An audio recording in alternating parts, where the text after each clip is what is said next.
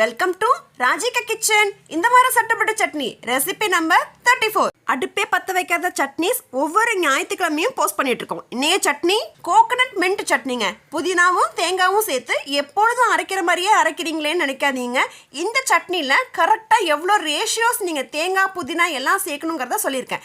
அதுதான் இந்த சட்னியோட ஹைலைட்டு. இதுபடி கரெக்டாக ஃபாலோ பண்ணி செஞ்சீங்க அப்படின்னா ஹோட்டலில் செய்கிற மாதிரியே சட்னி சுவை அட்டகாசமாக இருக்கும். இதை நீங்கள் இட்லி, தோசை, பொங்கல், வடையோட சாப்பிட்றதுக்கு எக்ஸலண்டான சட்னி, பெஸ்ட் காம்பினேஷன். இது செய்யறதுக்கு ஃபர்ஸ்ட் ஒரு மிக்ஸி ஜார் எடுத்துக்கோங்க. 1 கப்பு தேங்காய் எடுத்துக்கோங்க. 1/2 கப்பு புதினா, காரத்துக்கு தேவையான அளவு பச்சை மிளகாய், ஒரு சின்ன சைஸ் கோலி உருண்டை அளவு புளி, 2 டீஸ்பூன் பொட்டுக்கடலை, தேவையான அளவு உப்பு, இஞ்சி ஒரு துண்டு. இது எல்லாத்தையும் ஒன்று சேர்த்து தேவையான அளவு தண்ணியும் ஊற்றி அரைச்சிங்க அப்படின்னா சட்னி ரெடிங்க. அட்டகாசமான தாளிப்பை கொடுத்தீங்க அப்படின்னா இட்லி தோசையோட சாப்பிட்றதுக்கு எக்ஸலண்ட்டான சட்னிங்க.